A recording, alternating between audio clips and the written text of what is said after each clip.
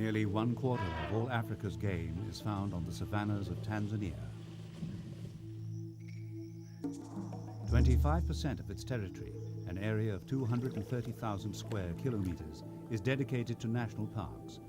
This makes it the most important protected network, not just in Africa, but in the world, and rightly so, for it's home to virtually all the variety of the continent's wildlife. So it's not surprising that tourism has become the country's major source of foreign currency revenue.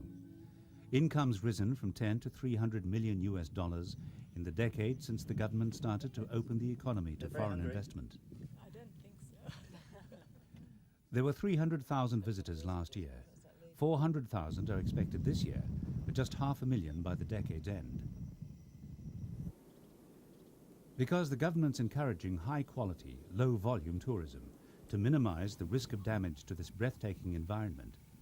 From the Ngorongoro crater, a long-extinct volcano, the interior of East Africa's largest country is the result of extensive volcanic activity, to the Serengeti, whose name derives from the local Maasai word meaning vast or boundless plains, crossed by 1.5 million hoofed animals on their annual migrations.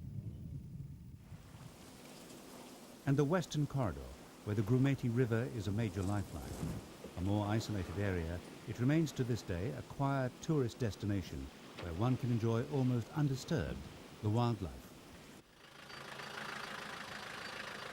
The government's concern for the environment is shared by a new breed of investor. Serena is the brand name of hotels owned and operated by the Aga Khan Fund for Economic Development, which recently opened 4 new properties in Tanzania's northern game parks. The Serena planners moved the initial site of this lodge to protect a single fig tree. They tagged all local shrubs before construction so none would be damaged. And apart from government regulations, they also followed as many environmentally friendly practices as possible. Generators sit in double-skinned houses to cut noise, and state-of-the-art exhaust systems minimize air pollution. Other considerations include sewage and refuse disposal. French drains were installed, and combustible refuse is burnt on site in low-emission, efficient incinerators.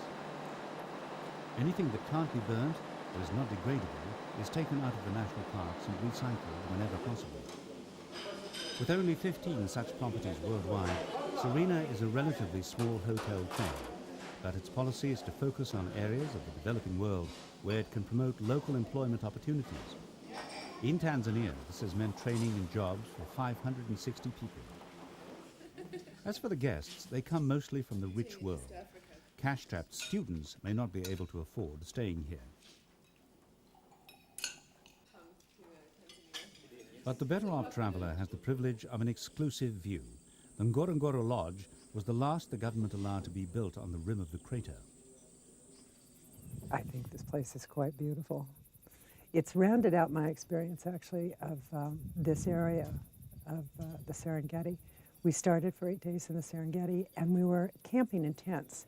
So I think the group I'm with decided to come to a place like this to sort of finish it out, see a little different kind of territory, and come to a lovely place. Wood, from permissible sources only, burns bright. But because the nights can be very cool in this part of the world, there's also central heating.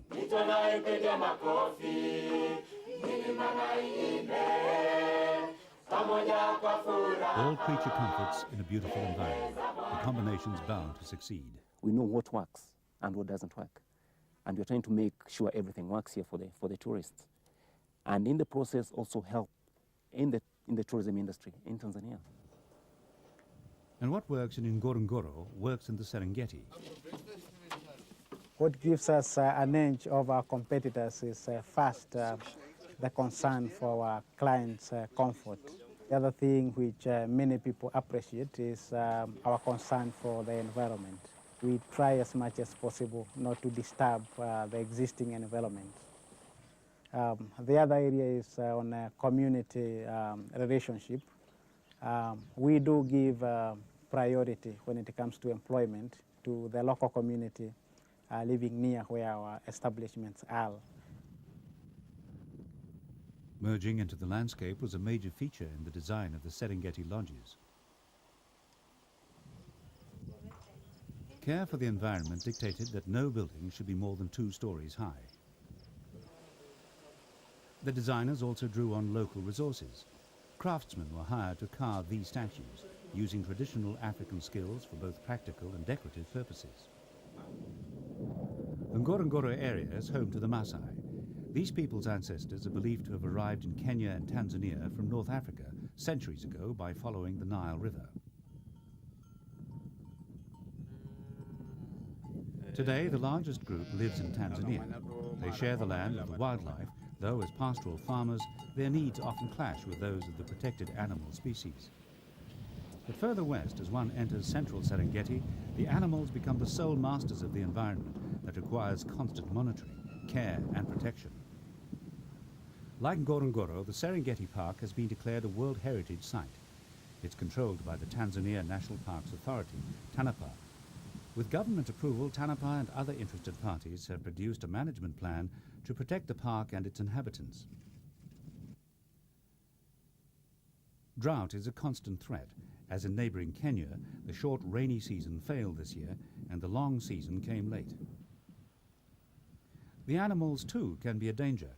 Elephants have scant regard for the few trees that remain here. And there are other more insidious problems. Lions have recently been falling victim to canine distemper, a disease they catch from dogs kept by people who live at the park's edges. As for the tourists who come here to enjoy a unique experience, they need reminding that such uniqueness is precious. The government's committed to controlling their numbers.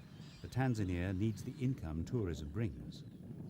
I think that the main problems facing Tanzania in general, and Serengeti in particular, are trying to maintain and implement their general policy of having high quality but low impact tourism. The difficulty is going to be that the pressures are always in terms of tourism to get more money, to have more people, and basically the industry can have the tendency to run away with itself, and Tanzania really has to hold back in order to make sure that they can actually implement this far-sighted plan that they are intending to carry out. As part of the plan, a new visitor centre is being built at the park's entrance. Its purpose, to provide information on all aspects of the Serengeti. The fees charged will help fund community programs. Education remains a priority. In a region plagued by poverty, poaching has long been a major problem. In previous decades, horn hunters almost wiped out the rhino and elephant populations. Today, poaching is mainly for meat, and the authorities are promoting active dialogue with nearby communities to ensure they draw some benefit from tourism. In general, the park can't survive without the goodwill and the cooperation of the local population. I think that that's something that's come to be realized in Tanzania as well as all over the world, that if local people don't see an immediate and a tangible benefit from protected areas, then they have no need, no incentive to actually protect them. And I think that through the dialogue that TANAP is establishing with local communities and through the benefit sharing program, they do see benefits in the parks. Water is one case in point. During a drought, rivers in the park may continue to have water long after those outside have dried up. To address people's needs, TANAPA helps villagers drill boreholes and build shallow wells so they can secure water supplies during the crisis. Of course, this goes hand in hand with strict regulations on energy and resource conservation. This meant solar panels to provide all the heat needed for 25 double tents at Kirawira in the western corridor of the Serengeti. But don't let the green fool you. This is no military camp. The colour simply helps the canvas blend into the landscape. The tents are hardly visible from a distance. In style and design, the camp recalls a turn-of-the-century settler's night stop, the highest degree of comfort in a pristine environment. Sheer, unabated luxury in quiet surroundings. Brush off the midday dust from your clothes, kick off your shoes and relax in this setting probably the best any discerning traveller could hope for. One night for two might gobble up 1 week or more of your hard-earned wages. But where else would you wish to experience the splendour of Africa without the hardships? Being in charge of Kiruwira Camp is a pleasure to manager Andrew Headley, who is a firm believer in this brand of tourism. I think in the terms of ecotourism, there is a growing understanding of the need to preserve the world's scarce resources.